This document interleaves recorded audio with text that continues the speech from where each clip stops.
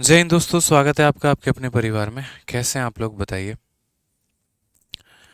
राधे राधे भाई, सभी को राधे राधे। कैसे हैं आप लोग? बढ़िया हैं, मज़े में हैं। बताइए भाई। चलिए,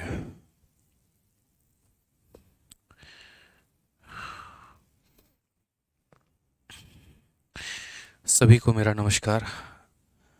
राधे राधे सभी को। कैसे हैं आप लोग, बताओ।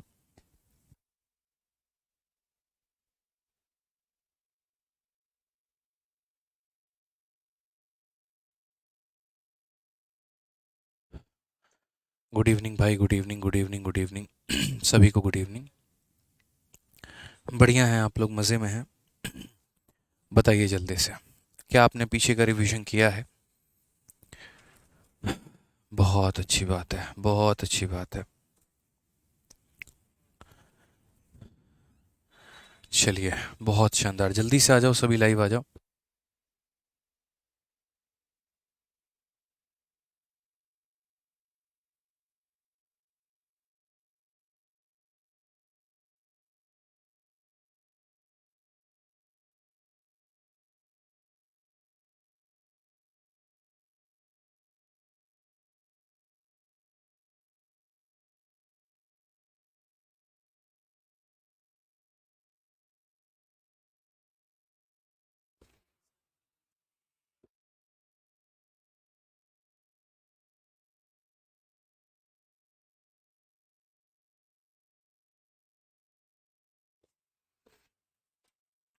चलिए, तो शुरू करें मेरे भाई। सेशन की शुरुआत करें, बताइए। वेदर कैसा है यार? इधर इतनी ठंडी है ना, इतनी ठंडी है जिसकी कोई लिमिट नहीं है। मैं बता रहा हूँ, हीटर चला रहे हैं रूम में हम लोग, और उसके बाद भी बहुत ज़्यादा उसको बोलते हैं ना, जाड़ लग रहा है। हमारे यहाँ जाड़ बोलते हैं। जाड़ लग रहा है, ठंडी नहीं लग रही है, जाड़ लग रहा है। ठीक है, तो चलो आ जाओ। तो आज से हम लोग परसेंटेज में शुरू करने वाले हैं मिसलेनियस क्वेश्चन। और जो मिसलेनियस सवाल होंगे वो परसेंटेज के कई सारे कंसेप्ट पर आधारित होंगे, जिसमें पर्टिकुलरली हम एक कंसेप्ट की बात नहीं करेंगे, हम मल्टीपल कंसेप्ट्स की बात करेंगे। ठीक है, अलग अलग वैरायटी होंगे क्वेश्चंस के, और हर दूसरा तीसरा सवाल जो होगा वो बदलता रहेगा, जिसमें मल्टीपल वैरायटीज़ आपकी पूछी जाएंगी। ठीक है ना? तो चलिए आइए शुरू करते हैं परसेंटेज को लेकर ये मिसलिनियस वाला टाइप। तो सबसे पहला आपके सामने जो है वो सवाल है ये, और इस सवाल को पढ़िए ज़रा। 149 क्या कहा गया है? बोला गया है कि गीता एक अपार्टमेंट खरीदती है और उसके लिए ईएमआई का भुगतान करती है। उसकी जो मासिक आय है वो 80,000 रुपये है। वह अपने बच्चों की शिक्षा पर 15%, घरेलू कामकाज पर 40% खर्च करती है, जीपीएफ में 10% भेजती है, बचत खाते में 15% की जो है वो बचत करती है, और शेष राशि का भुगतान ईएमआई के रूप में करती है। वह ईएमआई के रूप में कितनी राशि का भुगतान करती है, हमसे हमारा जो एग्जामिनर है वो ये पूछ रहा है। मैंने कहा यार ये बहुत ही आसान सवाल है और बहुत ही आसान तरीके से किया जा सकता है। इसके साथ हम आप लोगों को बता दें, जो सिंप्लीफिकेशन की शीट है वो अपलोड हो चुकी है, तो आप लोग एक बार सिंप्लीफिकेशन की शीट देख लेंगे। काफ़ी बच्चे जो है इस बात की डिमांड कर रहे थे सिंप्लीफिकेशन की शीट को लेकर, तो जैसा कि मैंने कहा था आज शाम को अपलोड करवा देंगे, तो आज शाम को जो है वो अपलोड हम करवा दिए हैं। ठीक है, आज ये चलिए तो सवाल देखिए। Geeta buy an apartment and pay EMI for the same. His monthly income, हालांकि हर होना चाहिए था बट कोई बात नहीं। Her monthly income is rupees 80,000। She spend 15% on her children education, 40% on household core. She sends 10% GPF to GPF and save 15% in the savings bank account and pays the remaining amount as EMI. What amount does she pay as EMI? यहाँ पर हर होगा, his नहीं होगा। ठीक है, अब यहाँ पर बात करते हैं। तो ये देखो किस तरीके से गीता का खर्चा है। गीता का एक पर्टिकुलर यहाँ पर अपना इनकम है, समझना। वो बेचारी जो भी कमा रही है, कभी भी इनकम अपने आप में कितना होता है, तो इनकम अपने आप में 100% होता है। लेकिन अभी हम लोग कुछ नहीं लिखेंगे यहाँ पे, हम बोलेंगे उसकी एक कमाई है। और इसके कमाई के हिस्से कैसे जाते हैं, क्योंकि देखो ऐसे सवालों में दो तरह का कंसेप्ट होता है। एक ये होता है कि वह अपने टोटल इनकम का कुछ कुछ परसेंट अलग अलग जगह पर खर्च कर रही है, और एक ये होता है कि अपने इनकम का इतना परसेंट खर्च कर दिया, फिर जो बच गया उसका इतना परसेंट कर दिया, फिर जो बच गया उसका इतना परसेंट कर दिया। तो यहाँ पर जो हमें लेकर चलना है वो टोटल का चलना है कि ठीक है, हर monthly income is ₹80,000, see spend 15% on children education. बच्चों की पढ़ाई पर, यहाँ पर बच्चों चिल्ड्रन के एजुकेशन के ऊपर में वह कितना खर्चा कर रही है, तो 15% खर्चा कर रही है। ठीक है, उसके बाद में अगर हम बात करें तो हाउस होल्ड, घरेलू सामान में वह कितना खर्चा कर रही है, तो हाउस होल्ड में यहाँ पर वो 40% का खर्चा कर रही है। उसके बाद में अगर हम बात करते हैं यहाँ पर जीपीएफ के ऊपर में कितना दे रही है, तो जीपीएफ के ऊपर में अगर हम बात करें तो 10% का खर्चा है यहाँ पे। कितने के ऊपर में खर्चा है, यहाँ पे 10% का खर्चा है। सेविंग में कितना देने जा रही है, तो सेविंग में यहाँ पर जो है उसका मेरे भाई 15% का उसका सेविंग है यहाँ पे। ठीक है, और बाकी जो होता है रिमेनिंग अमाउंट को ईएमआई के तौर पे दे रही है। जो यहाँ रिमेनिंग हो गया वो कहाँ जा रहा है, तो ईएमआई में जा रहा है। अब मेरा मानना यहाँ पर ये है कि ईएमआई की वैल्यू को आप एक बार निकालो ज़रा। ठीक है, तो टोटल इनकम अपने आप में कभी भी जो रहता है वो क्या रहता है, 100% रहता है। इनकम कभी भी अपने आप में कितना होता है, तो इनकम कभी भी अपने आप में 100% होता है। 100% के टुकड़े कहाँ कहाँ पर हो रहे हैं, कैसे कैसे हो रहे हैं, 15 यहाँ, 40 यहाँ, 10 यहाँ, 15 यहाँ, तो कुल मिलाकर कितना खर्च हो गया, तो बोलोगे सर 15 और 15 30, 30 और 10 40, 40 और 40 80, 80% खर्च हो चुका है। तो ईएमआई के लिए कितना बचेगा, तो बोलोगे सर अगर 80% चला गया तो ईएमआई के लिए बचेगा 20%। ईएमआई के लिए कितना बचेगा, तो बोलोगे सर 20% यहाँ पे। 15 15 30 10 40 40 80, 80 खत्म तो 20 बचेगा। ठीक है, क्वेश्चन में दिया क्या है और पूछा क्या है, तो बोला गया ईएमआई का अमाउंट बताओ, ईएमआई का अमाउंट कितना है, और जो दिया गया है वो क्या दिया गया, तो उसकी इनकम दी गई है, यानी इनकम देकर ईएमआई पूछ रहा है। तो ये जो तुम्हारा 80,000 है ये क्या वैल्यू है, तो इनकम का वैल्यू है, यानी कितने का मान है, तो 100 का मान है। कितने का मान है, तो 100 का मान है यहाँ पर। और किसका मान पूछा गया है, तो ईएमआई का मान पूछा गया है, यानी 20 का मान पूछा गया है। किसका मान पूछा गया है, तो ईएमआई का मान पूछा गया है, यानी 20 का मान पूछा गया है। 2 जीरो से 2 जीरो खत्म हो गया, आंसर हमारा कितना आ जाएगा, तो 16,000 आ जाएगा। कितना आ जाएगा, तो 16,000 आ जाएगा, ये हमारा करेक्ट आंसर है। कौन सा ऑप्शन होगा, तो option number B for Baahubali बिल्कुल हमारा सही उत्तर होने वाला है, और ये हमारा मेंस का सवाल है। ठीक है, क्या हो जाएगा मेरे भाई, option number B for Baahubali हमारा बिल्कुल सही उत्तर होगा। समझ गए यहाँ पर बात को लेकर, कोई दिक्कत की बात है तो मेरे भाई बता दीजिए। यानी ये हमारा इनकम है, इस इनकम के अलग अलग परसेंट अलग अलग जगह पर खर्च हुए हैं। जो बच गया है वो हमारा 20% है, जिसको हमने ईएमआई के तौर पे दिया है। 100% का मान देकर 20% का मान हमसे पूछा जा रहा है। ठीक है, यहाँ पे कोई दिक्कत की बात है, कोई परेशानी की बात है तो यहाँ पर ये बता दीजिए। चलिए आइए अगला सवाल यहाँ देखते हैं। अगला सवाल यहाँ पर क्या कहा गया है, ज़रा पढ़िए। नेक्स्ट क्वेश्चन की अगर हम बात करते हैं यहाँ पर अगले सवाल के ऊपर में, तो क्वेश्चन नंबर 150 क्या बोला गया है। A man spent 30% of his monthly income on rent. C spent 15% on the remaining amount of food. 35% amount on the amount left was used for all other expenses. If rupees 1,62,435 was left with him, then the monthly income was यहाँ पे। ठीक है, क्या कहा गया सवाल में, ज़रा पढ़िए यहाँ पे। तो बोला गया कि एक व्यक्ति ने अपने मासिक आय का 30% किराए के ऊपर में खर्च किया है। उसने जो शेष राशि है उसका 15% भोजन के ऊपर में खर्च किया है। अब बची हुई राशि का 35% अन्य सभी खर्चों के लिए जो है उसने उपयोग किया था।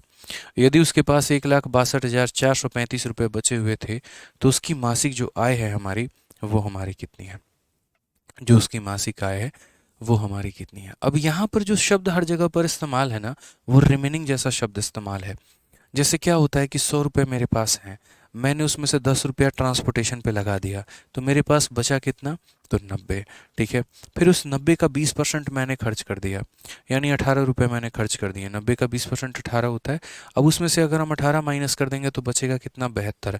यानी क्या होता है, हम माइनस करते हैं फिर जो आता है, फिर उसमें से माइनस करते हैं फिर जो आता है। यहाँ पर हमने कहीं पर भी कुछ भी माइनस किया है प्रैक्टिकली, बताओ। क्या हमने ऐसा किया कि पहले 100 में से 15 घटा दिया, जो आया उसका 40%, ठीक है, फिर 40% घटा दिया, जो आया उसका 10%? ऐसा नहीं करते हैं यहाँ पे।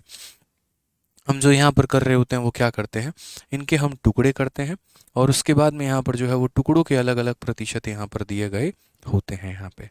ठीक है अब अगर हम बात करेंगे तो इसमें कहीं पर भी पूरे सवाल में रिमेनिंग जैसा शब्द इस्तेमाल नहीं था। इसलिए मैंने कहा दो टाइप के क्वेश्चन बनते हैं और आप लोगों को कंफ्यूज नहीं होना है। ये टाइप नंबर 1 है, और ये जो हम अर्धशतक लगा रहे हैं 150 अर्धशतक का तीसरा दशक, ठीक है, तो वो मेरे भाई यहाँ पर हर जगह रिमेनिंग शब्द इस्तेमाल है। इस सवालों को हम या तो चेन से कर सकते हैं, चेन मेथड से हम लोग कर सकते हैं, या फिर हम सीरीज मेथड से कर सकते हैं, हम दोनों से कर सकते हैं।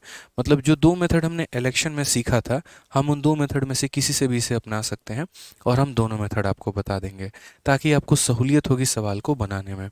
तो जैसे मान लीजिए अगर हम बात करते हैं इसके इनकम को लेके, अगर हम बात करते हैं तो जैसे इसके इनकम को हम कितना मानते हैं, तो इनकम को हम इसका 100x मानते हैं। कितना मानते हैं, तो 100x मानते हैं। उसने स्पेंड किया 30% इनकम को रेंट पे, तो यहाँ पर क्या हो गया, इसका 30% इसने रेंट पे दे दिया। और फिर कहा गया यहाँ पे ठीक है, बोला गया यहाँ पर कि उसने यहाँ पर जो है 30% किराए पर खर्च किया है, और शेष यहाँ पे ये जो शेष शब्द है हिंदी में और इंग्लिश में रिमेनिंग शब्द है, तो बाकी बचे हुए पैसे का 15% उसने भोजन के ऊपर में खर्च किया है। बाकी बचे हुए पैसे का कितना, तो 15% किस पे खर्च किया, तो भोजन के ऊपर में। तो मैंने वही कहा यहाँ पर कि जैसे ये उसका इनकम है, इसका 30% कितना होता है, तो बोलोगे सर इसका जो 30% होता है यहाँ पर 100 का, इसमें से 30% निकाल दो। तो इसका 30% निकाल दो, क्यों निकाल दो, क्योंकि ये उसके रेंट में चला गया। तो जो पैसा रेंट में चला गया उसको निकाल दो। 100 का 30% 30 होता है, निकाल दो, बचेगा कितना, 70 बचेगा। ठीक है, कितना बचेगा मेरे भाई, तो 70 बचेगा। अब उसके बाद 15% जो है खाने का निकाल दो। इसमें से 15% जो है वो खाने का निकाल दो, किसके ऊपर में, तो फूड के ऊपर में। तो मेरे भाई यहाँ पर इस संख्या का 15%, तो 7 का 10% 7 होता है, और यहाँ पर उसका आधा 3.5 होता है, यानी इसमें से 10.5 निकाल दो। इसमें से कितना निकाल दो, 10.5। तो इसमें से 10.5 निकाल दोगे, देखो 70 का 15% आप अगर चाहो आप ऐसे भी गुना कर सकते हो। 70 का 15% कितना हो जाएगा, तो बोलोगे सर 15 का 7 गुना 105/10 यानी 10.5। तो वही बात है, इसमें से 10.5 घटा देंगे तो 59.5 निकल कर आएगा। ये हमारा इतना एक्स बचा हुआ है, ठीक है। उसके बाद बोला गया बची हुई राशि का 35% सभी खर्चों के लिए उपयोग किया गया था। ये जो पैसा उसके पास बचा हुआ है, इसमें से जो है उसका 35% निकाल दो। यहाँ पे कितना निकाल दो, 35% निकाल दो, जो कि मेरे भाई सभी खर्चों के लिए उपयोग किया गया था। तो मान लेते हैं एक्सपेंस के लिए उपयोग किया गया था, ठीक है। और अब उसके पास में इतने रुपए बचे हुए थे, तो यानी उसकी मासिक आय कितनी थी।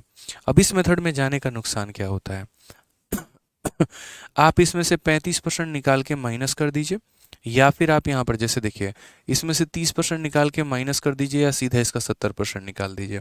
इसमें से 15% माइनस कर दीजिए, सीधा इसका 85% निकाल दीजिए। इसमें से 35% माइनस कर दीजिए, या फिर यहाँ जो बचेगा मेरे भाई यहाँ पर वो क्या बचेगा, इस संख्या का 65%। या तो 35% निकाल के माइनस करो, या सीधा इसका 65% निकालो। तो हम बोलेंगे ये जो तुम्हारा इनकम है 59.5 करके, ठीक है, यहाँ पर सीधा सीधा क्या करेंगे, इसका 65%, और इसका 65% हमारा किसके बराबर है, तो इसका 65% जो है हमारा वो 1,62,435 के बराबर में है। अब यहाँ पर हम क्या करेंगे, तो यहाँ पर पर्टिकुलरली हम x को सॉल्व करेंगे, फिर x का मान निकालेंगे, और x का मान निकालने के बाद 100x का मान निकालेंगे। अभी देखते चलो ये मेथड कितना लंबा हो रहा है, पेपर में इस मेथड से कभी नहीं करना होता, लेकिन बस आपको समझाने के लिए जो है हम यहाँ पर इस तरीके का इस्तेमाल किए हैं। तो अगर हम बात करते हैं यहाँ पर, तो ये दशमलव हटाएंगे तो नीचे कितना आ जाएगा, 0 आ जाएगा, ठीक है।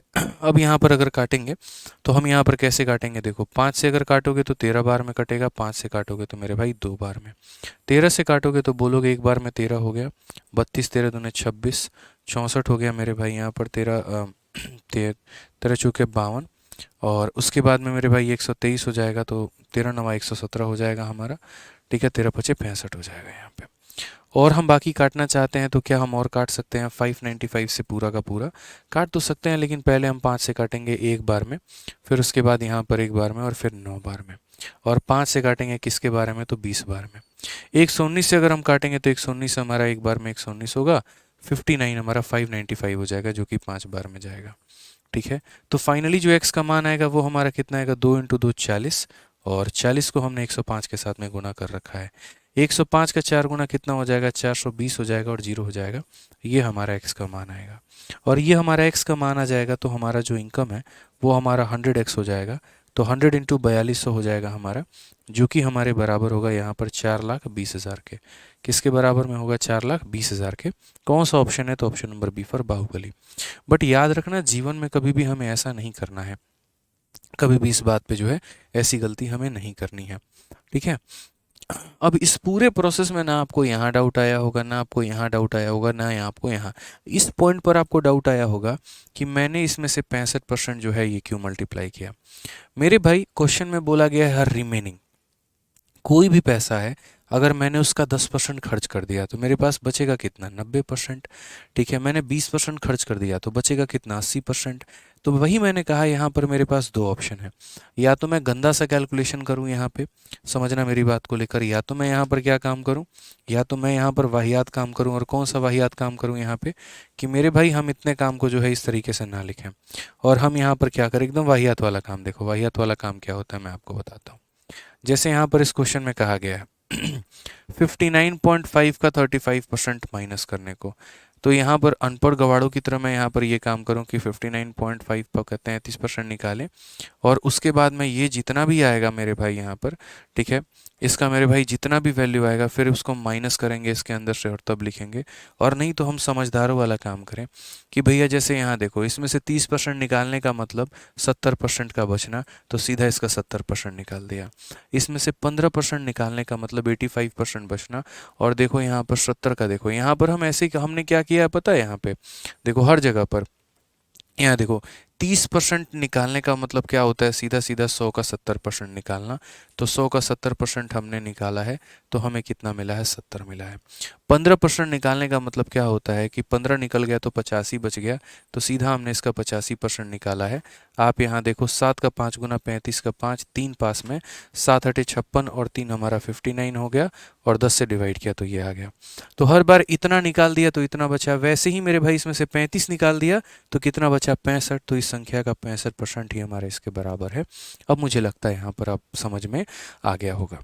बट मैंने क्या कहा, इतना करने के बाद में आपको ये पूरा का पूरा मेथड क्रॉस कर देना है, ये कोई तरीका नहीं है, this is not a best way, ठीक है, हम इसे कर ही नहीं सकते हैं यहाँ पे, इस बात का हम ध्यान रखेंगे यहाँ पे।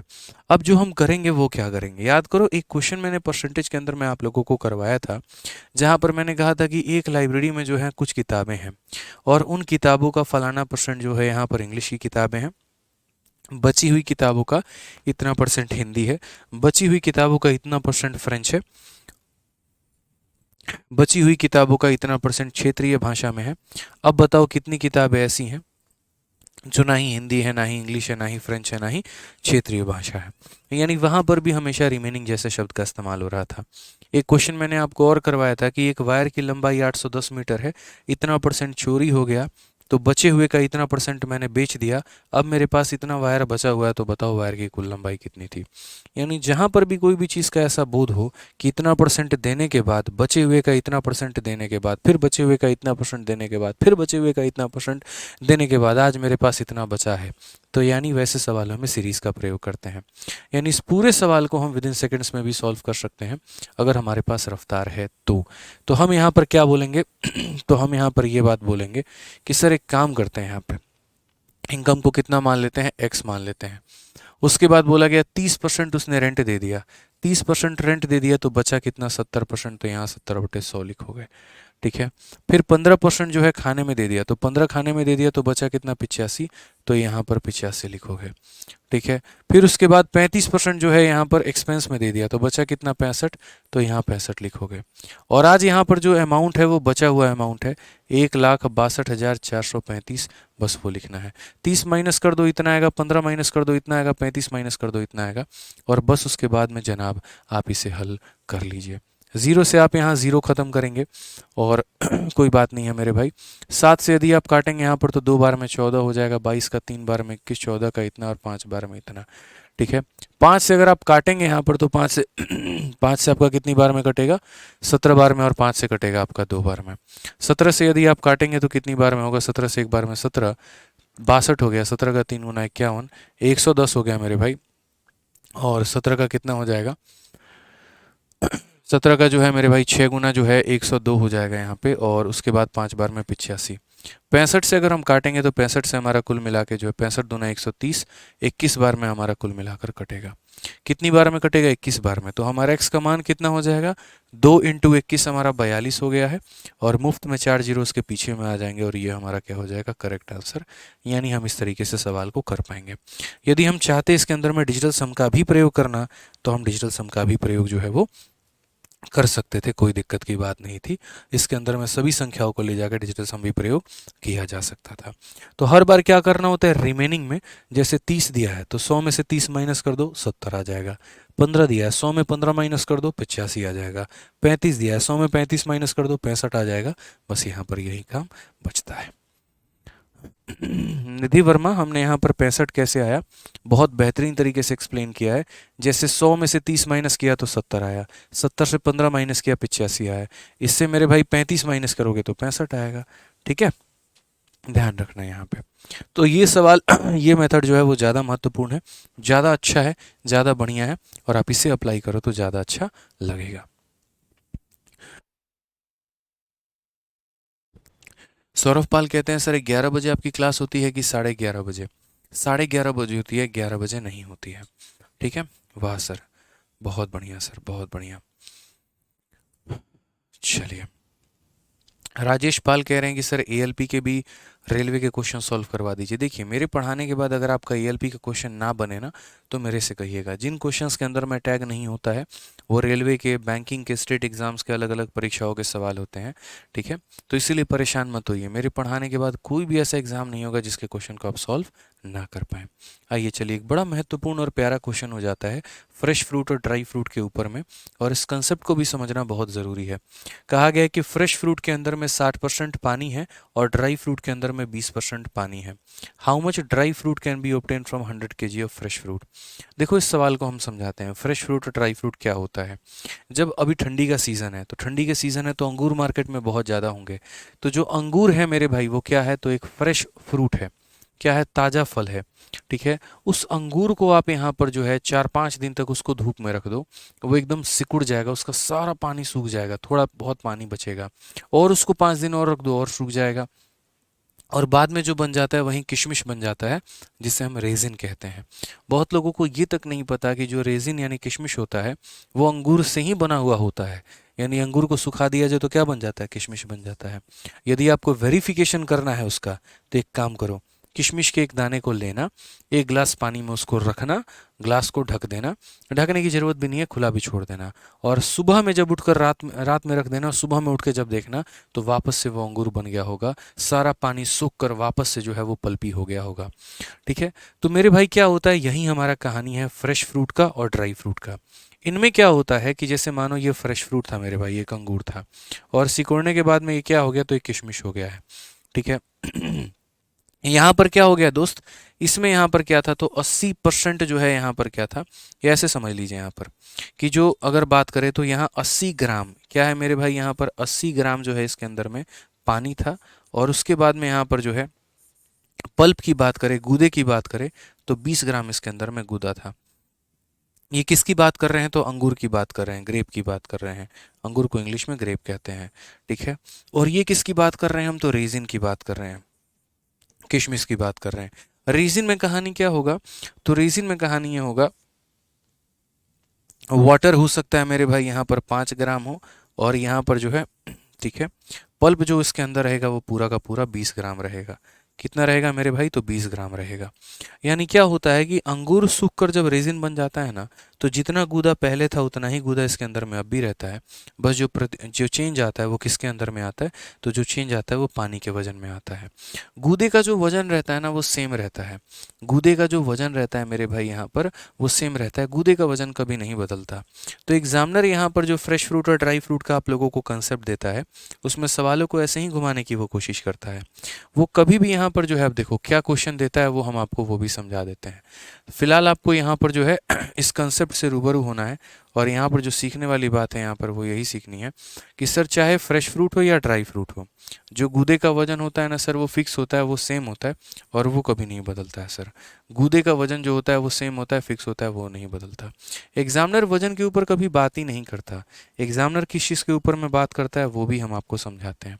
तो यानी जो अभी आप कंसेप्ट पढ़ रहे हैं वो किसका कंसेप्ट पढ़ रहे हैं? तो आप यहाँ पर जो कंसेप्ट पढ़ रहे हैं फ्रेश एंड ड्राई फ्रूट का जो है यहाँ पर कंसेप्ट पढ़ रहे हैं। ठीक है, अब यहाँ पर ये कंसेप्ट के बारे में क्या कहा गया है ज़रा पढ़िए। तो हम यहाँ बोलेंगे सर एक बार है ना आप यहाँ पर सबका परसेंटेज देख लो। जैसे यहाँ पर कहने का मतलब क्या है, यहाँ पर एक बार पानी देख लो कितना परसेंट है और यहाँ देख लो पानी कितना परसेंट है। तो यदि मैं पानी का परसेंट निकालने जाऊँगा या एक तरीके से मैं यहाँ पर जो है वो गूदे का परसेंट निकालना चाहूँगा कि भैया यहाँ पल्प की हिस्सेदारी कितनी थी, पल्प कितना परसेंट था, तो मैं यहाँ पर बोलूँगा कि सर परसेंटेज देखो यहाँ पे परसेंटेज की बात करते हैं तो पल्प का वजन हमारा कितना है 20 और पूरे अंगूर का वजन कितना है, तो बोलोगे सर 100 ग्राम। तो 20/100 इंटू कितना हो जाएगा 100 यहाँ पर, यानी यहाँ पर जो गूदा है वो कितना परसेंट है, तो गूदा 20% है। अगर गूदा 20% है तो बाकी 80% कौन है, तो 80% जो है वो हमारा पानी है। उसी तरीके से यहाँ पर अगर हम पल्प का वजन देखने जाएंगे तो यहाँ पर जो पल्प का वजन हम परसेंटेज निकालेंगे तो कैसे निकालेंगे, तो बोलेंगे पल्प का वजन 20 ग्राम है और पूरा क्वांटिटी कितना है, तो पूरा 25 ग्राम का मटेरियल है। इनटू अगर हम करेंगे यहाँ पर तो क्या हो जाएगा 100%, तो पता चलेगा यार गूदा तो यहाँ 80% है। यानी देखेंगे इस बात को लेकर वहीं पल्प यहाँ 20% था, वहीं पल्प यहाँ 80% था। तो पल्प के जो परसेंट होते हैं वो अलग अलग हो सकते हैं, कभी 30%, कभी 40%, कभी 50%, कभी 60%, कुछ भी हो सकता है। लेकिन मेरे भाई जो उनका वजन है वो सेम रहेगा। ठीक है, जो पल्प का वजन यहाँ था वहीं पल्प का वजन यहाँ रहेगा। यानी कहने का मतलब पल्प का वजन यहाँ फ्रेश फ्रूट के अंदर में और पल्प के वजन को यहाँ पर ड्राई फ्रूट के अंदर में हमें क्या करना होता है, बराबर। जो अल्टीमेट हम काम करते हैं वो यहाँ पर क्या करते हैं, तो पल्प के वजन को मेरे भाई फ्रेश के अंदर में, पल्प के वजन को किसके अंदर में, यहाँ पर मैं लिख देता हूँ पल्प के वजन को यहाँ पर फ्रेश फ्रूट के अंदर में। फिर से रिपीट करता हूँ, पल्प का जो वजन है मेरे भाई फ्रेश फ्रूट के अंदर में और पल्प का वजन जो है वो ड्राई फ्रूट के वजन में। तो ड्राई फ्रूट में या फ्रेश फ्रूट में पल्प का वजन और ड्राई फ्रूट में पल्प का वजन दोनों हम क्या करते हैं, बराबर करते हैं। दोनों हम क्या करते हैं, तो बराबर करते हैं। अब बात यहाँ पर आती है मेरे भाई, समझना इस बात को लेकर, ठीक है, कि ये वजन हम कैसे निकालेंगे। तो यहाँ पर अगर मुझे पल्प का वजन निकालना है तो मैं क्या बोलूँगा, तो मैं यहाँ पर बोलूँगा कि पूरा क्वांटिटी कितना है, तो पूरा क्वांटिटी 100 ग्राम का है। उस 100 ग्राम के क्वांटिटी में पल्प का वजन कितना है, तो 20%। ठीक है, यहाँ पर उसी तरीके से यहाँ पल्प का वजन कैसे निकालना होगा, तो पूरी क्वांटिटी कितनी है, 25 ग्राम है और उस 25 ग्राम का कितना मेरे भाई, तो 80%। 25 ग्राम का कितना, 80%। आप निकाल कर मेरे भाई देख लो, यहाँ पे आप देखोगे तो ये 20 ग्राम आ रहा है और अगर आप यहाँ पर देखोगे तो बोलोगे सर यहाँ पर जो है ये भी हमारा 20 ग्राम आ रहा है। यानी हम फ्रेश फ्रूट के वजन को देखो, फ्रेश फ्रूट के टोटल वजन से हम यहाँ पर जो है पल्प के परसेंट को गुना करते हैं और ड्राई फ्रूट के टोटल वजन से हम ड्राई फ्रूट के परसेंट को गुना करते हैं, तो हमारा इनका वजन आता है जो कि क्या होता है, बराबर।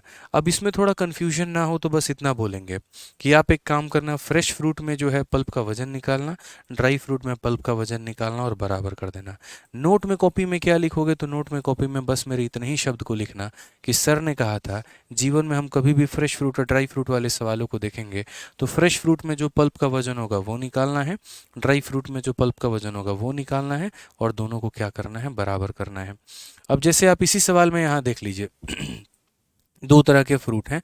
एक यहाँ पर फ्रेश फ्रूट है जिसके अंदर में 60% वाटर है, तो मान लेते हैं यहाँ पर फ्रेश फ्रूट है, वाटर इसके अंदर कितना परसेंट है, तो बोलोगे 60%। तो इसका मतलब पल्प ऑटोमेटिक कितना हो जाएगा, तो 40%। अगर 60% पानी है तो 40% पल्प है। दूसरा जो सिकड़ा हुआ मेरे भाई ड्राई फ्रूट है, ड्राई फ्रूट के अंदर में जो है पानी कितना है, 20%। अगर इसके अंदर में पानी हमारा 20% है तो मेरे भाई पल्प हमारा कितना होगा, तो बोलोगे 80% होगा। सर कितना होगा, तो 80% होगा। ठीक है, अब यहाँ पर जो है how many dry fruit can be obtain from 100 kg of fresh fruit, इसका वजन 100 kg है। इसका वजन कितना मान लेते हैं, x kg है। तो बोला गया यहाँ पर 100 kg के फल से कितना kg जो है सूखा फल निकाला जा सकता है। 100 kg के ताजे फल से कितना kg सूखा फल निकाला जा सकता है। यहाँ पर जो है फ्रेश का वजन, पल्प का वजन निकालो। तो बोलोगे पूरे फल का वजन कितना है, 100 किलो, और उस 100 किलो में पल्प का परसेंटेज कितना है, 40%। तो 100 किलो का 40% जो होगा वो किसके बराबर होगा, पल्प के वजन के बराबर। 100 किलो का 40% पल्प का वजन। यहाँ पर क्या होगा, तो यहाँ पर पूरे फल का वजन x किलो है, और x किलो का कितना परसेंट, तो x किलो का 80% जो होगा वो हमारा किसके बराबर में होगा, तो सूखे फल के वजन के बराबर। यानी यहाँ पर सूखे फल में पल्प के वजन, ठीक है। ताजे फल में पल्प का वजन ऐसे निकलेगा, सूखे पल्प में पल्प का वजन ऐसे निकलेगा। ताजे फल में निकालने के लिए ताजे फल की क्वांटिटी लेनी होगी और पल्प का परसेंट लेना होगा। सूखे फल में सूखे फल की क्वांटिटी लेनी होगी और पल्प का परसेंटेज निकालना होगा। तो ताजे फल में कितना पल्प था, तो ताजे फल की संख्या का हमने कितना निकाल दिया, 40%। ठीक है, यहाँ पे ताजे फल की संख्या का 40%। सूखे फल में पल्प का वजन कितना था, तो सूखे फल की संख्या का 80%। बस मेरे भाई सवाल बन गया। 100 से 100 खत्म। 40 से कितनी बार में, 2 बार में। 2 से कितनी बार में, तो 50 बार में। तो x का जो मान आएगा वो बराबर होगा किसके, तो x का जो मान आएगा वो बराबर होगा हमारे 50 kg। किसके बराबर होगा, तो 50 kg के। किसके बराबर होगा, तो 50 kg के। कौन सा ऑप्शन होगा, तो ऑप्शन नंबर जो बी होगा वो हमारा करेक्ट आंसर है। मज़ा आ गया सर, बस यही काम करना होता है और कुछ भी नहीं होता मेरे भाई। बस यहाँ पर ताजे फल इंटू उसका परसेंट, सूखा फल इंटू उनका परसेंट, काम खत्म मेरे भाई यहाँ पे।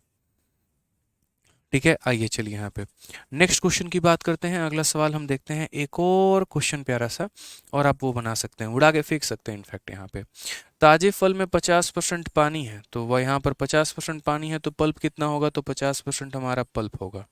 ठीक है, और यहाँ सूखे फल में 10% पानी है, तो 10% पानी है तो पल्प कितना होगा, 90% पल्प होगा मेरे भाई यहाँ पर। ठीक है, बोला गया है 180 किलोग्राम ताजे फलों में कितना सूखा फल प्राप्त किया जा सकता है। तो हम यहाँ पर बोलेंगे ताजे फल की मात्रा एक तरफ लिखो, सूखे फल की मात्रा एक तरफ लिखो।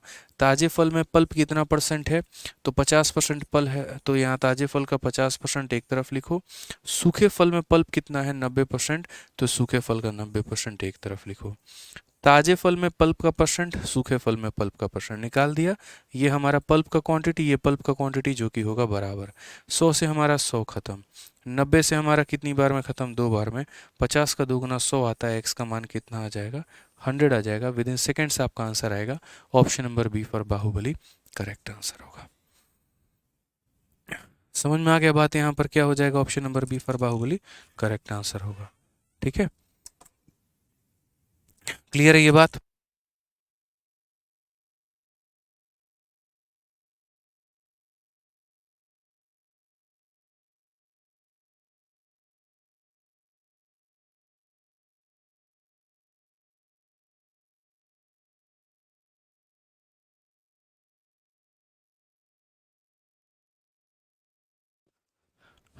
चलिए, क्लियर है,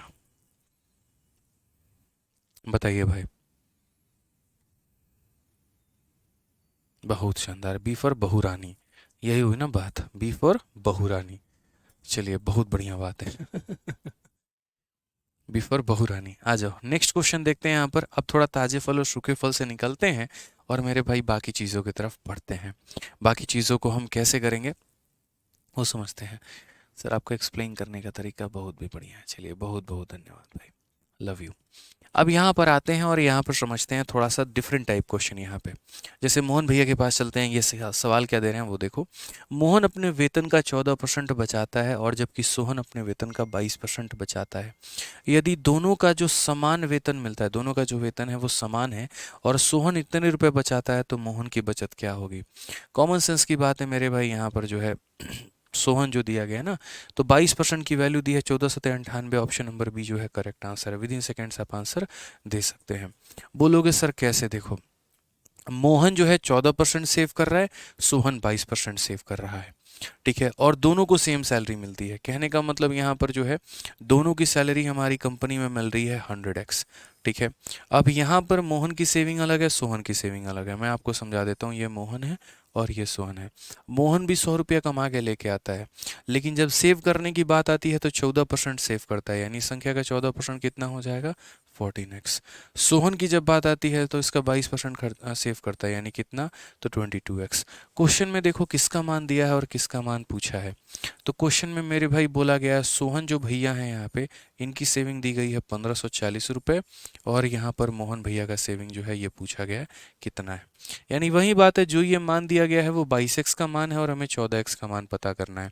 तो हम बोलेंगे यार ये 1540 जो है ये कितने का मान है, तो बोलोगे 22% का, यानी 22x का। और पता कितने का करना है, तो 14x का। ठीक है, x तो फालतू का ही हम लेके चल रहे थे, उसकी ज़रूरत भी नहीं थी। 22 से काटोगे तो 70 बार में 14 सत्ते 98, यानी 980 जो आएगा वो हमारा करेक्ट आंसर आएगा। ठीक है, अब बोलोगे सर आपने इतने शॉर्ट में कैसे किया, मैंने ये सब ड्रामेबाजी की ही नहीं यहाँ पे, मैंने ये सब लिखा ही नहीं। मैंने अपने मन में मान लिया भाई जब दोनों की सैलरी बराबर है तो दोनों 100% ही कमा रहे होंगे। ठीक है, उसमें इसकी सेविंग 14 की होगी, इसकी सेविंग 22 की होगी, यानी ये जो दिया गया है ये कितने का मान है, तो ये जो दिया गया है वो 22% का मान है, इसीलिए मैंने इसको 22 से डिवाइड कर दिया था। और जो पूछा गया था वो किसका मान था, 14 का, तो मैंने इसे 14 से गुना कर दिया था। मन में ही मैंने इसको 70 बार में काट लिया था और 14 सत्ते 98 यानी 980 हमने कर दिया था, और वो हमारा करेक्ट आंसर है। ऋतिक जायसवाल बच्चे, यहाँ पर आप सिंप्लीफिकेशन की वीडियो को शुरू से देखो, आपको बहुत बेहतरीन तरीके से क्लियर होगा। आपकी प्रॉब्लम यहाँ पर ये है कि आप सिंप्लीफिकेशन को बीच से अटेंड कर रहे हो और रिवीजन उसके अंदर में नहीं कर रहे हो। अब शायद पूरे यहाँ पर कम से कम 10,000 20,000 बच्चे हैं बैच में, और उतने बच्चों की संख्या में आप पहले स्टूडेंट हो जो कह रहे हैं सिंप्लीफिकेशन समझ में नहीं आ रहा है।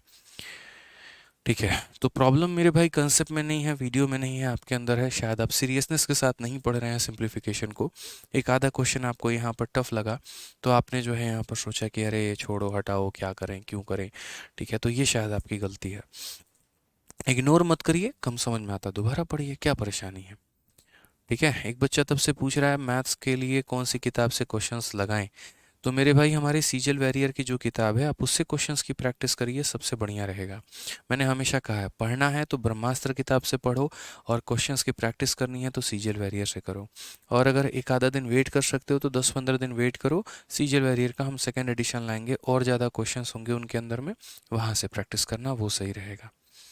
ठीक है, चलो आ जाओ नेक्स्ट क्वेश्चन की बात करते हैं। अगला सवाल देखिए क्या कहा गया। There are two type of animal in a room, some are cat and some are dog, each cat take 7 biscuit and each dog take 9 biscuit. If 355 biscuit are eaten by 45 animal, find the number of cat and dog. एक कमरे में दो तरह के जानवर हैं, कुछ बिल्लियां हैं और कुछ कुत्ते हैं। प्रत्येक बिल्ली 7 बिस्किट लेती है, प्रत्येक कुत्ता 9 बिस्किट लेता है।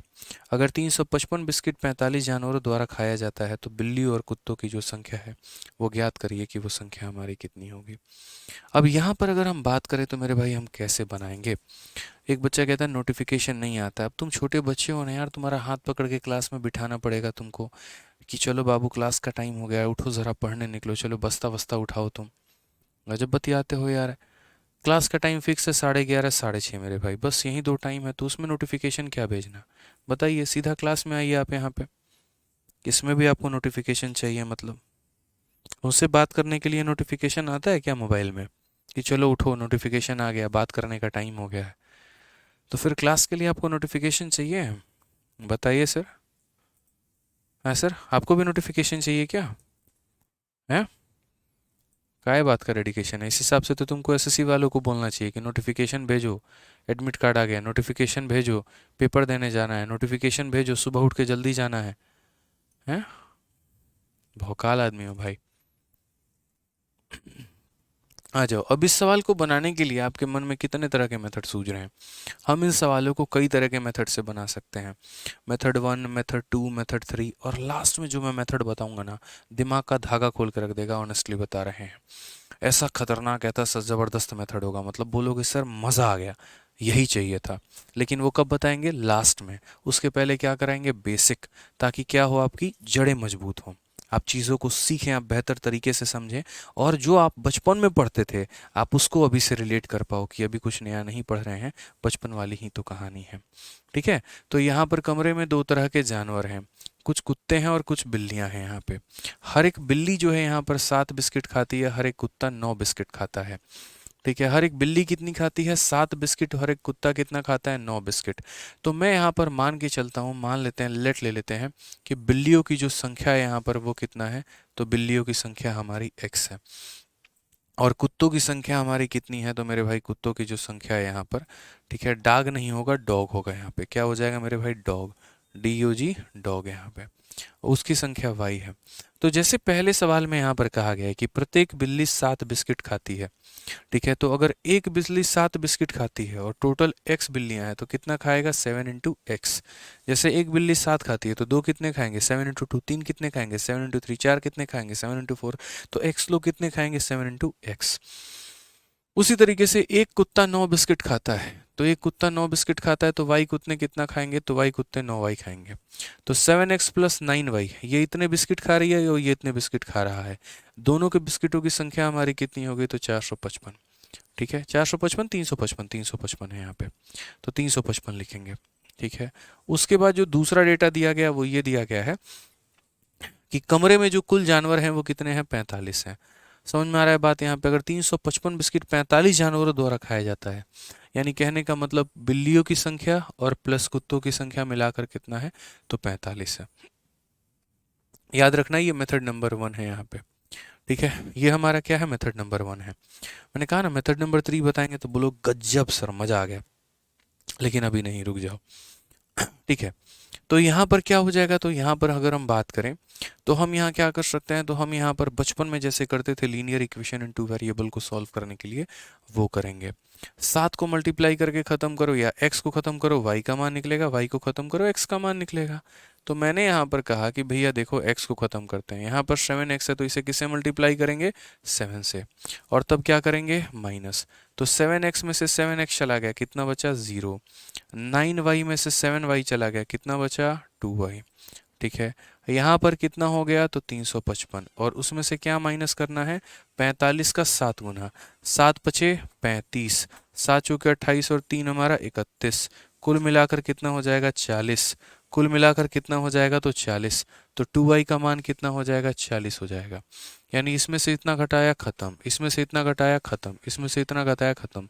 2y का मान कितना है? 40। 2y का मान कितना है? 40। तो यहाँ पर y का मान कितना होगा? 20। y का मान कितना होगा? 20।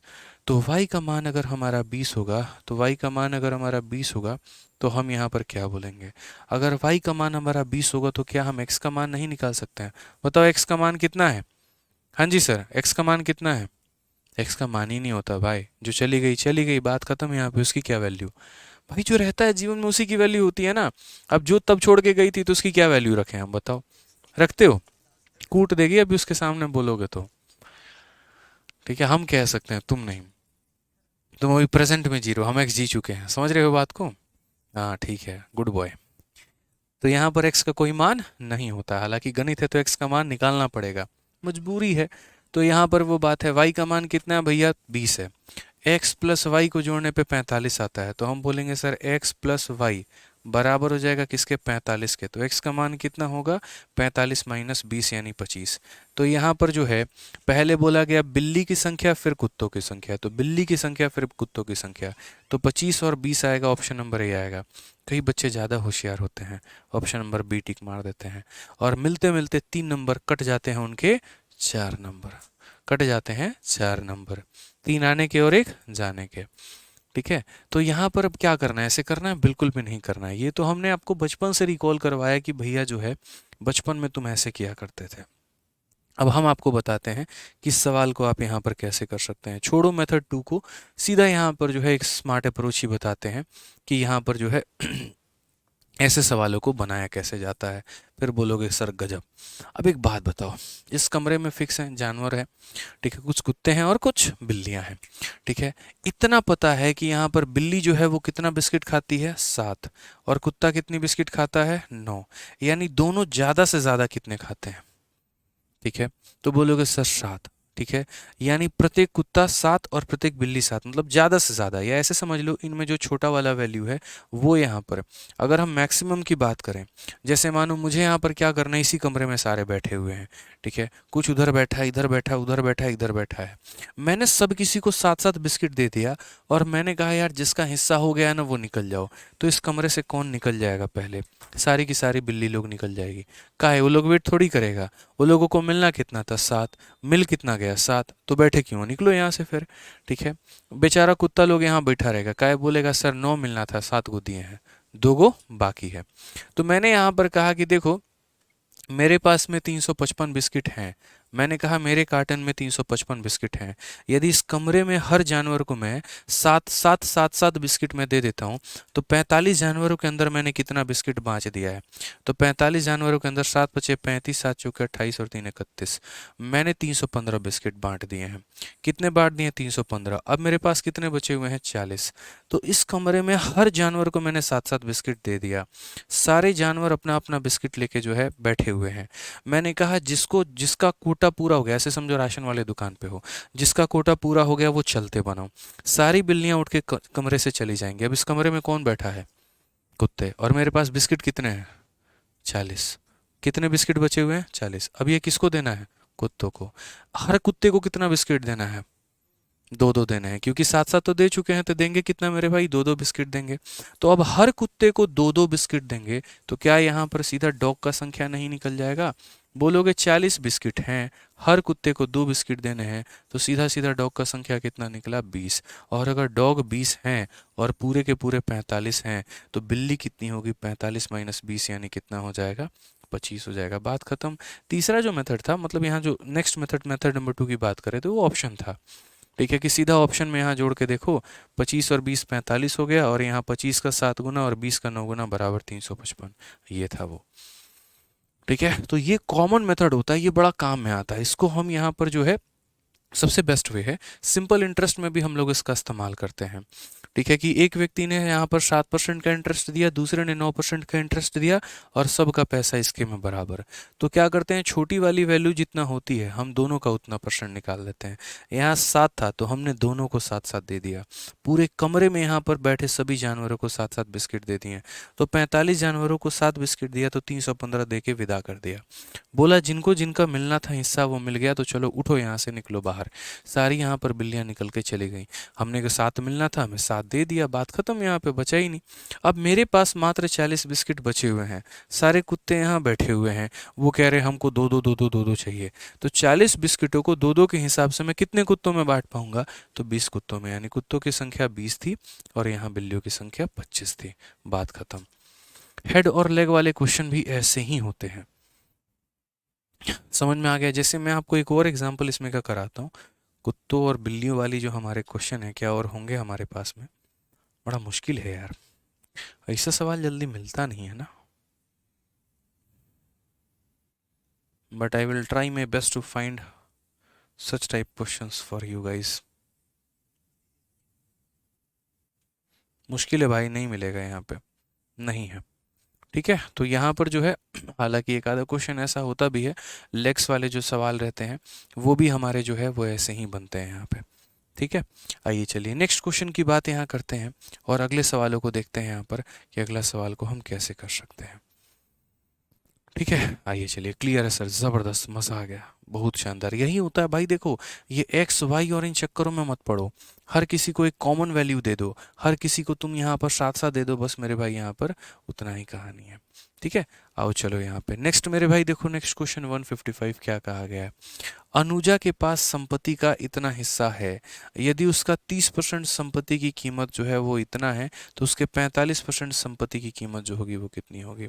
If Anuja own 66 sold to buy इतना percent of a property, 30% of the property that she own is worth rupees इतना, व्हाट इज 45% वैल्यू?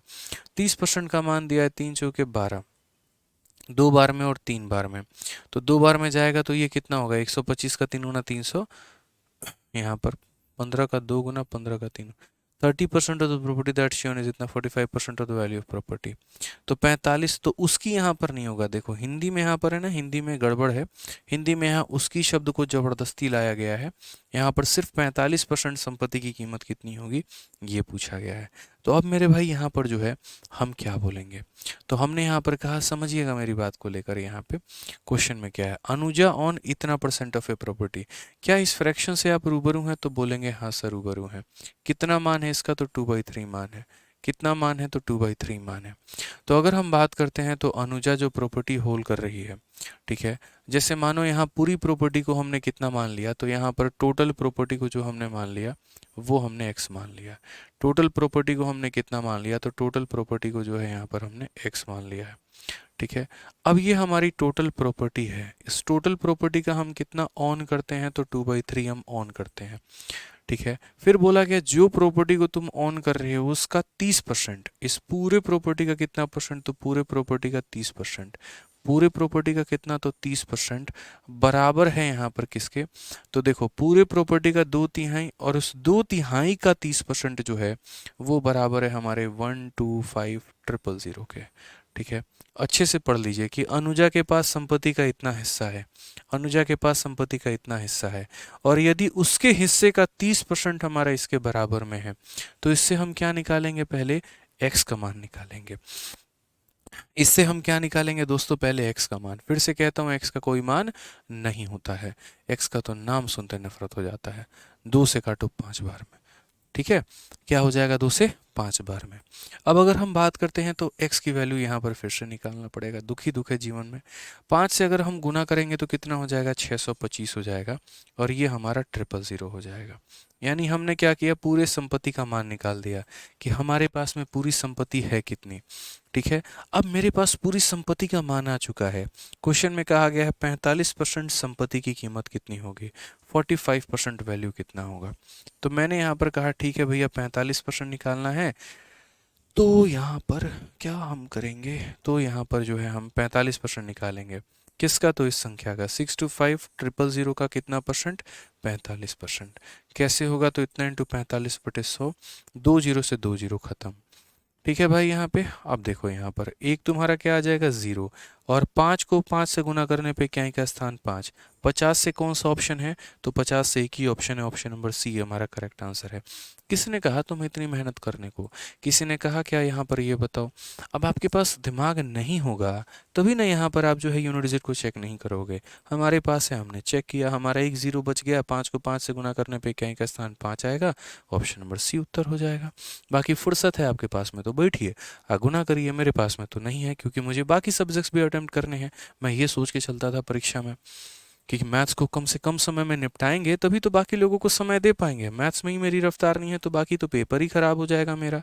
तो ये ध्यान रखना है आपको, ठीक है। चलिए आइए अगले सवाल की तरफ बढ़ो यहाँ पे, और अगले सवाल को देखो क्या कहा गया है। वेरी गुड क्वेश्चन, ठीक है। मुझे लगता है ऐसा सवाल मैंने आप लोगों को करवा दिया था, अगर आपको पता होगा तो शुरू में ही मैंने करवाया था, बट कोई बात नहीं, मैं दोबारा से करवा देता हूँ, ठीक है। कहा गया कि यदि किसी भिन्न के अंश का 60% बढ़ा दिया जाता है, हर में 40% बढ़ जाता है, तो परिणामी भिन्न 16/63 है। मूल भिन्न क्या होगा। Numerator is increase by 60%, denominator is increase by 140 या 40। तो जैसे मानो ये न्यूमरेटर है, ये अपने आप में 100 था, हमने जो है बढ़ा दिया 60%, तो 100 में 60 बढ़ा दिया तो कितना हो गया, 160 हो गया। ये डिनोमिनेटर था, हर था, और हर को हमने 40% से बढ़ाया, यानी ये अपने आप में 100 था, इसमें 40 बढ़ा दिया तो 140 कर दिया। और अब जो परिणामी भिन्न आ रहा है वो 16 बटे कितना आ रहा है, तो 16/63। यानी न्यूमरेटर को 60% से बढ़ा दिया, डिनोमिनेटर को 40% से बढ़ा दिया, तो परिणामी भिन्न हमारे इसके करीब में आ गया। हमने कहा 100 से हमारा 100 खत्म हो जाएगा, 0 से हमारा 0 खत्म हो जाएगा, 16 से हमारा 16 खत्म हो जाएगा, 7 से हमारा 2 बार में, 7 से हमारा 9 बार में, ये 2 हमारा वहाँ चला जाएगा, तो x/y का जो मान है वो हमारा हो जाएगा 2/9। यहाँ पे कितना हो जाएगा भाई, 2/9। कौन सा ऑप्शन है, option number D for Devasena. कौन सा ऑप्शन है मेरे भाई यहाँ पे, तो option number D for Devasena. बूझे, तो ऐसा सवाल हम शुरू में करवाए थे पहली क्लास में यहाँ पे, ठीक है। आ जाओ, अब यहाँ पर सेम एक और ऐसा क्वेश्चन है, किसी भिन्न के अंश में इतना की वृद्धि की जाए, हर में इतना की कमी की जाए। तो ये सवाल हम आपके लिए दे रहे हैं PGW के नाम पे कि होमवर्क है आप लोगों का, आप लोग इसे बनाएंगे। यदि हर एक सवाल को हम ही बनाने लगे तो फिर आप मेरी क्लास में क्या सीखोगे? फिर आपने तो कलम चलाया ही नहीं, और जब आपने कलम नहीं चलाया तो आपने सीखा क्या? कुछ भी नहीं यहाँ पे। समझ गए? तो आपको खुद से सवाल बनाना है। आइए चलिए यहाँ पे अब नेक्स्ट क्वेश्चन देखते हैं। यहाँ पर जो है अगला सवाल हमारा क्या कहा गया है, एमटीएस का बड़ा प्यारा सा सवाल। एक परीक्षा में 800 लड़के और 600 लड़कियां हैं। 40% लड़के और 60% लड़कियां ने परीक्षा पास किया है, तो कुल छात्रों में असफल छात्रों का जो प्रतिशत है वो कितना होगा? Very beautiful question. In an examination there are 800 boys and 600 girls. अगर हम बॉयज़ की बात करते हैं तो बॉयज़ हमारे कितने हैं? तो 800 हैं। और यदि हम गर्ल्स की बात करते हैं तो गर्ल्स हमारे पास कितनी हैं? तो 600 लड़कियां हैं। ठीक है, 40% लड़के और 60% लड़कियां पास होती हैं। लड़कों में दो तरह के लड़के होंगे, एक पास करने वाले और एक फेल करने वाले। लड़कियों में दो तरह की जनसंख्या होगी, एक पास करने वाला और एक फेल करने वाला। तो कहा गया 40% लड़के क्या हो जाते हैं? पास हो जाते हैं। ठीक है, और लड़कियों में 60% लड़कियां क्या हो जाती हैं? तो पास हो जाती हैं। क्वेश्चन में कहा गया the percentage of fail student from total student is. Fail करने वाले छात्रों की संख्या कुल छात्रों की संख्या का कितना परसेंट है? तो इसके लिए मुझे क्या निकालना होगा? फेल करने वालों की संख्या। लोगों की गलती क्या होती है, वो मेरे भाई पहले क्या करते हैं, इसका पास निकालते हैं और फिर उसमें से पास को माइनस करते हैं तो फेल निकालते हैं। क्यों करनी भाई ऐसी गलती यार? तुम पास निकाल कर माइनस करोगे तभी फेल आएगा, क्या फेल डायरेक्ट नहीं आ सकता है? बताओ यहाँ पे, आ सकता है डायरेक्ट। तो आप यहाँ बोलोगे अगर 40% बच्चे पास कर रहे हैं तो 60% बच्चे फेल करेंगे। परसेंटेज से दोनों जीरो खत्म, तो 60 का 8 गुना यानी 8 6 48, तो 480 यहाँ पर फेल होंगे। ठीक है, 8 इंटू 6 48 हो जाएगा, जीरो का जीरो आ जाएगा, परसेंटेज दोनों जीरो को खत्म करेगा। उसी तरीके से अगर 60% लड़कियां पास है तो 40% लड़कियां फेल हैं। परसेंटेज से दोनों जीरो खत्म, 40 का 6 गुना कितना हो जाएगा? 240। तो बोला गया फेल करने वाले बच्चों की संख्या कितनी परसेंट है? 480 और 240 कितना हो जाएगा? 720। ठीक है, कितना हो जाएगा? 720 बच्चों ने फेल किया। और कितने बच्चों के ऊपर में? तो बोलोगे 800 और 600 1400 ऊपर में। तो यहाँ 720 बच्चों ने फेल किया है 1400 बच्चों में, यानी इंटू कितना हो जाएगा? तो 100%। दोनों जीरो से दोनों जीरो खत्म है। 14 से अगर हम बात करेंगे, 14 का 5 गुना 70 हो जाएगा। 20 हो गया, 14 का 1 गुना 14 हो जाएगा। 51 से कौन सा ऑप्शन है? एक ही ऑप्शन है। तो बाकी दशमलव के एंड तक उतना जाना ही नहीं है। 14 से काटेंगे 51 बार में कटेगा, 51 से एक ही ऑप्शन निकला। ऑप्शन नंबर जो सी है वो करेक्ट आंसर है। ठीक है, कोई दिक्कत की बात है तो बताओ यहाँ पे। तो ऐसे ही ये सवाल हमारे बनते हैं। ठीक है, ऐसे ही पूरा का पूरा जो क्वेश्चन है वो हमारा बन रहा होता है। अब यहाँ पर देखिए, हमें जो क्वेश्चंस करने हैं वो 155 से करने हैं और 193 तक चलना है। मतलब आप मान के चलो तो आपकी 3 क्लास और लगेगी और 3 क्लास में अगले आपका परसेंटेज खत्म हो जाएगा। परसेंटेज को मैं बहुत डेप्थ लेवल तक आप लोगों के लिए पढ़ाता हूँ, ये आपको पता ही हो गया होगा अभी तक देख के। ठीक है, कि किस डेप्थ लेवल तक हम लोग जाते हैं यहाँ पे, और बढ़िया तरीके से हम लोग जो है ख़त्म करते हैं। ठीक है, तो नीतीश कहते हैं सर मैंने कोर्स में अभी लिया हुआ है और मैंने अभी भी कोई भी लाइव स्टार्ट नहीं शुरू की है, तो कोई प्रॉब्लम तो नहीं है? नहीं प्रॉब्लम है, आप क्लास नंबर 1 से देखना शुरू करिए, कोई दिक्कत की बात नहीं है। पहले क्लास नंबर 1 देखिए, फिर क्लास नंबर 2 देखिए, फिर क्लास नंबर 3 देखिए, ऐसे करके बीच में देखेंगे नीतीश जी तो समझ में नहीं आएगा। कभी भी ये मैटर नहीं करता आपने शुरुआत कैसे की या कब की, मैटर ये करता आपका अंत कब रहा। ठीक है, तो मुझे लगता है कि इस सफ़र को एंजॉय करिए। आपने जब बैच लिया है तो उसको कंसिस्टेंस होकर पढ़िए। क्या पता किसी बच्चे ने पहले पहले दिन ही बैच ले लिया हो, या मैंने जब स्टार्ट नहीं किया हो, जब रजिस्ट्रेशन शुरू हुआ हो तभी ले लिया हो, लेकिन 4 दिन के बाद वो क्लास में आया ही नहीं, रेगुलर ही नहीं रहा, कभी घूमने चला गया, कभी इंस्टा पे रह रहा है, कभी रील देख रहा है, पढ़ ही नहीं रहा, तो सिलेक्शन उसका थोड़ी होगा मेरे भाई। 1 महीने बाद भी किसी ने बैच लिया लेकिन वो कंसिस्टेंट होकर मेरी सारी वीडियो देख रहा है, हर चीज़ को फॉलो कर रहा है, कंसेप्ट सीख रहा है, जो मैं शीट देता हूँ उसे लगाता है, किताबों को सॉल्व करता है, तो मेरे भाई सिलेक्शन उस बच्चे का होगा यहाँ पे। तो यही बात है, यदि सिलेक्शन लेना है तो ढंग से पढ़ना पड़ेगा। ठीक है, चलिए, तो बढ़िया तरीके से जितना हमने कराया उसको रिवाइज करिएगा, और बाकी जो क्वेश्चंस हैं वो हम लोग कल की क्लास में करेंगे।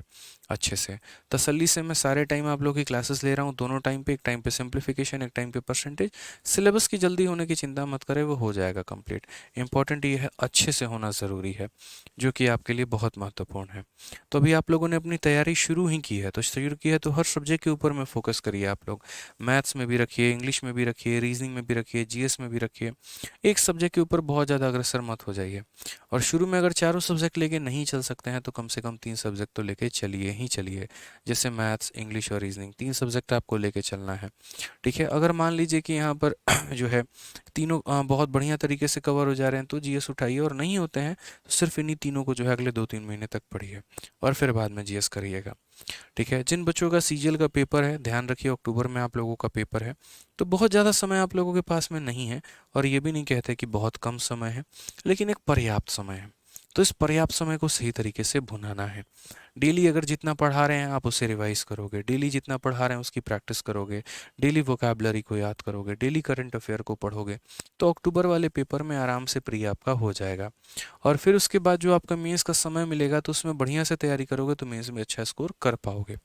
जो काफ़ी पहले से तैयारी कर रहे हैं उनके लिए तो बहुत बढ़िया बात है। रिवीजन थोड़ा सा आपको करना है, मॉक टेस्ट आपको देने हैं, प्रैक्टिस आपको करते रहनी है, तो बस आप वो काम करिए और उसके बाद स्कोर आपका बेहतर होता चला जाएगा। यकीन मानिए एक गोल्डन अपॉर्चुनिटी है यहाँ पे, और इतना अच्छा खासा एसएससी ने समय दिया है तो उसका फ़ायदा उठाइए। टफ कुछ भी नहीं है, मुश्किल कुछ भी नहीं है, जो आप जैसे सीखेंगे आपको वैसे बेनिफिट मिलेगा। ठीक है, तो इस तरीके से बढ़िया से फ़ायदा उठाइए और दिन लाख थोड़ा एक करिए यार। यहाँ पे जो समय है वो हर किसी के लिए कम है, ऐसा नहीं है कि सिर्फ जो है मेरे भाई आप ही वो व्यक्ति हो जिसके लिए समय कम बढ़ रहा है। ठीक है, बस ये इंपॉर्टेंट है कि आप उसको यूटिलाइज कैसे करते हो। भगवान हर किसी के खाते में 24 घंटे डालते हैं। बिल गेट्स ने उसको कैसे यूटिलाइज किया, टाटा ने उसको कैसे किया, आपने कैसे किया, मैंने कैसे किया, वो उसके ऊपर डिपेंड करता है। अब बैठ के रील देखते रहोगे और फिर बोलोगे अरे यार सरकार तो वैकेंसी नहीं देती है, 8,000 वैकेंसी दी है सीजीएल में, कौन सा ज़्यादा दे दी, अगली बार देखेंगे यहाँ पे पता नहीं मेरा होगा कि नहीं। यार तुमको 8 लाख भी देते तो कौन सा तुम्हारा होना है। पहले अपनी तैयारी को करो ना, सीट तो एक को लेके जाओगे ना, 8,000 थोड़ी लेके जाओगे यार। तो तुमको एक सीट के लिए फाइट करना है, अपने 8,000 वैकेंसी से तुमको क्या मतलब है, 10,000 वैकेंसी से क्या मतलब है। ठीक है, अब देखो सरकार से नाराजगी एक अलग बात होती है, लेकिन उस बात को मान के बैठ जाना कि नहीं यार बहुत वैकेंसी कम है, मेरा तो होगा ही नहीं, वो सबसे बड़ी गलती है। पीछे वाले तैयारी करके सीट लेके चले जाएंगे, तुम बैठ के मुंह देखते रहना, बस वाली बात है। ठीक है, तो व्यंग और डिबेट वो एक अलग पॉइंट है, लेकिन उसको एक्सेप्ट करके हार मान लेना वो गलत है। ठीक है, आप लोग हर कुछ कर सकते हैं, शुरू से करिए, कोशिश करिए टाइपिंग भी अगर स्टार्ट कर पाएँ हर दूसरे तीसरे दिन के बाद से तो और ज़्यादा बेहतर कहानी है। कम से कम मिनिमम 10 घंटे की तो सेल्फ स्टडी निकालो ही निकालो। अगर दिमाग से बहुत ज़्यादा तेज नहीं हो तो, बैकग्राउंड स्कूलिंग बहुत अच्छी नहीं है तो, बीटेक फील्ड नहीं है, कि टेक्निकल उतना स्ट्रांग नहीं है, उतना बचपन में पढ़ाई में ध्यान नहीं दिया, चीज़ें कम समझ में आती हैं तो अपने घंटे बढ़ाओ। लेकिन अगर चीज़ें बढ़िया तरीके से समझ में आती है तो 10 घंटे तक की स्टडी बहुत काफ़ी है। लेकिन उस 10 घंटे में हर एक सब्जेक्ट के ऊपर में फोकस करना ज़रूरी है। तो इतना ध्यान रखिए, आप लोग सभी होनहार हैं, मुझे पता है। होनहार है तभी हमारे साथ इस प्लेटफॉर्म पे हैं भी। ठीक है, तभी हमारे साथ जुड़े भी हैं। आपके अंदर कुछ करने की जज्बा है तभी तो उस लाखों भीड़ से यूट्यूब से निकल के यहाँ पर आए हैं कि नहीं यार हमें जो है पढ़ना है, हमें जीवन में आगे बढ़ना है। तभी हमने आपने बैच लिया है, तभी आपने हमारे ऊपर भरोसा जताया, तभी हम 1.5 घंटे पढ़ाते हैं, एकदम लगातार एक सांस में पढ़ाते हैं। आप लोग सुनते हैं, समझते हैं, सीखते हैं, नोट्स बनाते हैं। ना हम बकैती काटते हैं, ना आप वहाँ से माहौल में जीते हैं। ठीक है, कितना अच्छा लगता है, हर कोई अपना अपना कमेंट करता है, मैं सबके कमेंट पढ़ता हूँ और सबको समझाता हूँ, सिखाता हूँ, पढ़ते हैं। माहौल एक अच्छा सा हमने बना रखा है, बस यही काम करना है। तो आप भी पढ़ने वाले हैं, हम भी आपके लिए अग्रसर हैं, तभी इतने तेजी से मेहनत हो पा रही है और आप सीख पा रहे हैं। बस गणित को धीरे धीरे ऐसे ही आगे बढ़ाएंगे। विश्वास अपना करते रहिए बढ़िया से और पढ़ते रहिए। ठीक है, चलिए तो मिलेंगे अगले सेशन में बढ़िया तरीके से, तब तक रिवाइज करिएगा। आज के लिए दोस्त इतना ही, बहुत बहुत धन्यवाद, थैंक यू।